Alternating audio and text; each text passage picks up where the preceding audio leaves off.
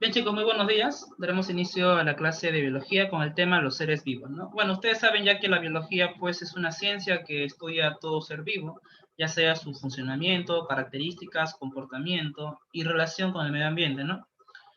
Bueno chicos, sabemos que la biología estudia a todos los seres vivos, entre ellos estamos incluidos nosotros, ¿no? Los humanos, los animales, las plantas, los hongos, las bacterias, etcétera, ¿no? Bueno, como ustedes saben, todo ser vivo pues está organizado, tiene características complejas. Por ejemplo, tiene movimiento, irritabilidad, crecimiento, reproducción, adaptación, metabolismo, homeostasis, ¿no? Lo que vimos la semana pasada.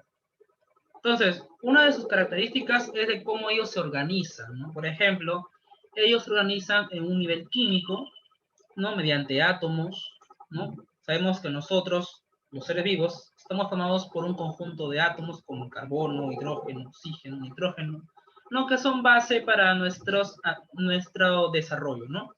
Luego, luego tenemos,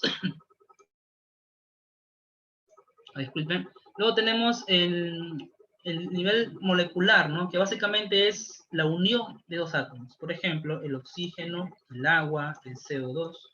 Nosotros, por ejemplo, estamos formados por casi un 70% de agua, ¿no? Nuestro cuerpo es el 70% de agua, ¿no? Luego tenemos macromoléculas como proteínas, vitaminas, ácidos nucleicos, carbohidratos, que son básicamente pues la unión de moléculas. Luego tenemos las supramoleculares, que son los orgánulos, ¿no? Como los ribosomas, lisosomas, que son los órganos de la célula, ¿no? Ahí está. Y bueno, básicamente estas supramoleculares son el conjunto de macromoléculas, ¿no? Hasta ahí hemos visto el nivel químico. Luego pasamos al nivel biológico, ¿no? Sabemos que todo ser vivo está formado por células. De hecho, la célula es la unidad mínima de todo ser vivo, ¿no? La unidad básica.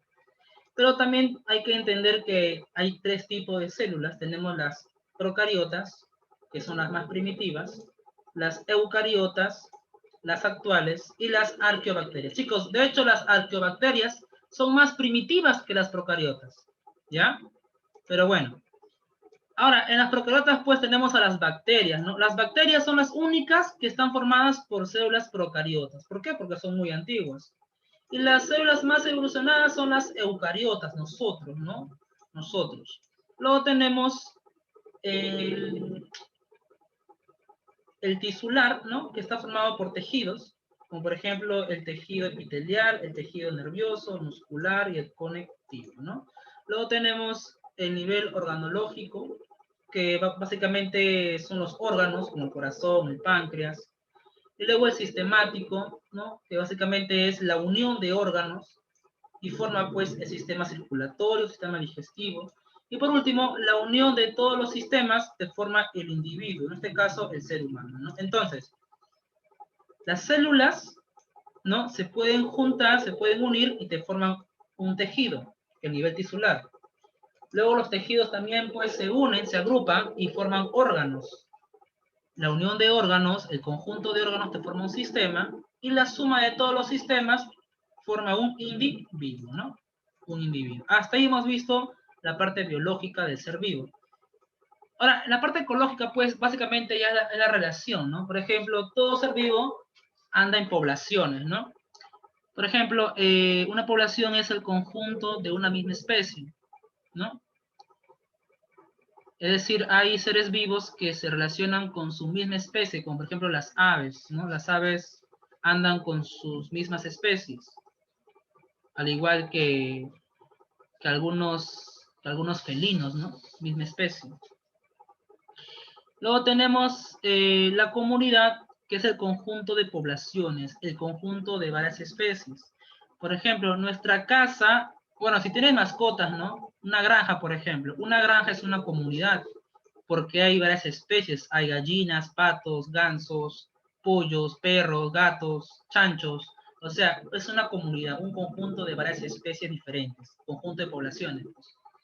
Luego tenemos un ecosistema, que es el conjunto de esas comunidades, pero que también están relacionadas con el medio ambiente, con la temperatura, con la presión. Por ejemplo, una laguna es un ecosistema. ¿Por qué? Porque hay muchas especies y también están en relación con la temperatura, con la condición ambiental, con la presión, la atmósfera de ese sitio, ¿no? Es un ecosistema. Luego tenemos la biosfera, que es el conjunto de espacios, suelos, agua y el aire. Y la ecosfera, que es la suma de todos los ecosistemas del mundo, ¿no? Ya está. Bien, otra característica, pues, es el movimiento, ¿no? Tenemos, por ejemplo, las taxias, que es el movimiento de los protozoarios, ¿no? Los protistas, las bacterias, las taxias.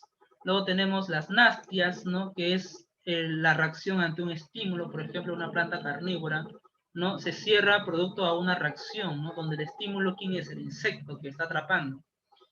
Ese movimiento se llama nastias. Luego tenemos el tropismo, que básicamente es el movimiento hacia un estímulo, ¿no? Por ejemplo, el girasol. Los girasoles buscan los rayos del sol, ¿no?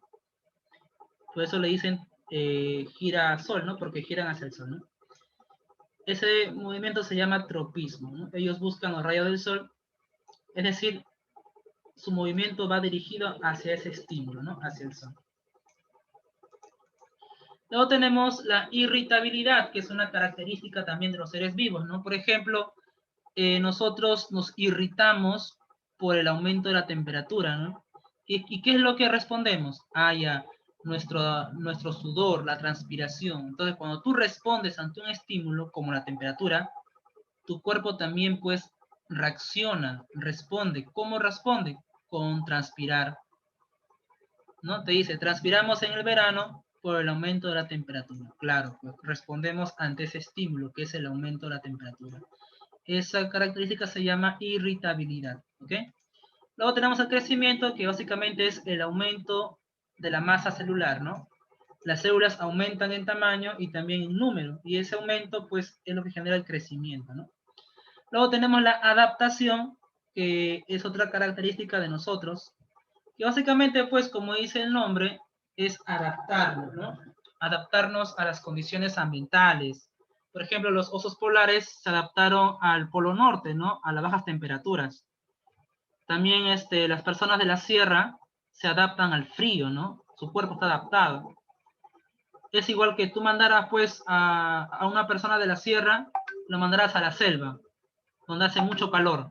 No podría aguantar, ¿no? De repente con el tiempo se adaptaría, pero no es su hábitat, ¿no? No es su hábitat. Por eso que el ser vivo se adapta, chicos, se adapta con el tiempo.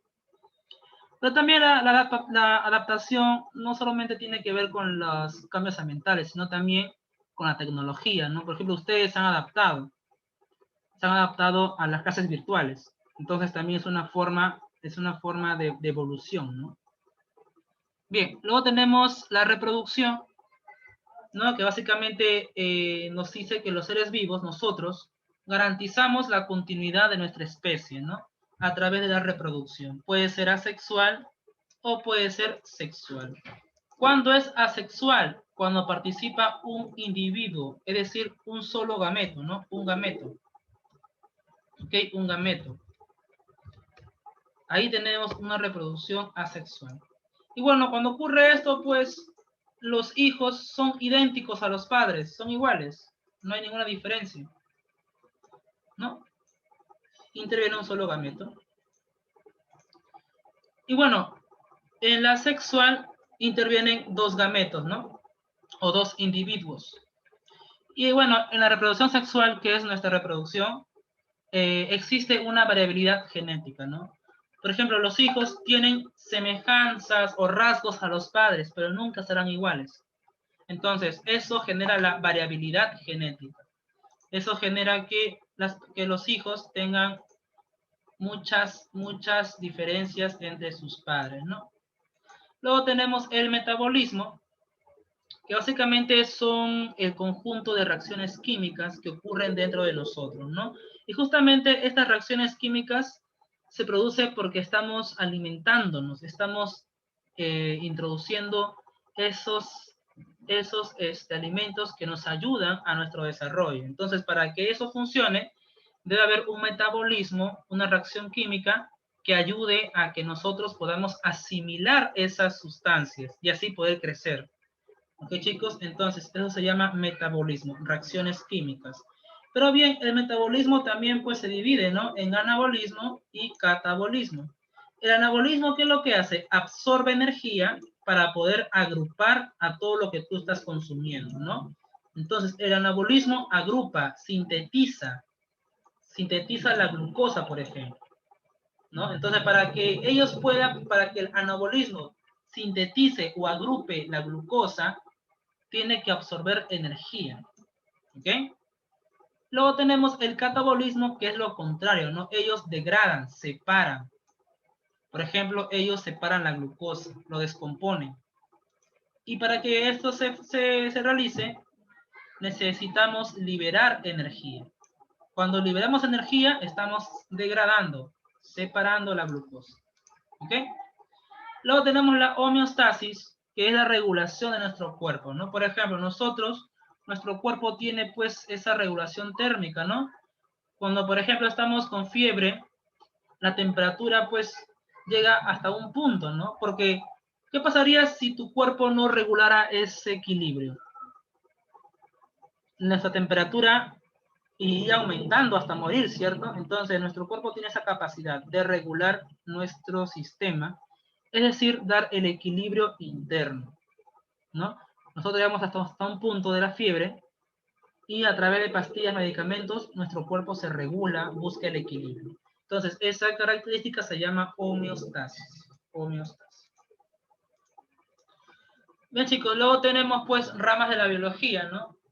Tenemos la zoología, la botánica, la microbiología, la micología, y cada rama tiene pues su enfoque de estudio específico, ¿no? Por ejemplo, la entomología estudia a los insectos, ¿no? La helmintología, ¿no? La helmintología estudia a los gusanos, la ictiología a los peces, la herpetología a los anfibios o reptiles, la ornitología a las aves, la mastozoología a los mamíferos, la antropología al hombre, ¿no? Recuerden que también nosotros somos animales. Bueno, esa es la zoología, ¿no? Sus campos, el estudio de los animales. Luego tenemos la botánica, que es el estudio de las plantas, ¿no? De las plantas o los seres vivos verdes, ¿no? Tenemos la ficología, que estudia las algas, la briología, a los musgos, a la pteridología, que estudia los helechos, y a la botánica fanerogámica, que estudia a las plantas con semilla, ¿no? Luego tenemos la microbiología, que es también una rama de la biología, pero que estudia a virus o a microorganismos. ¿Cuál es la diferencia entre un virus y una bacteria, chicos? A ver, ¿quién me responde?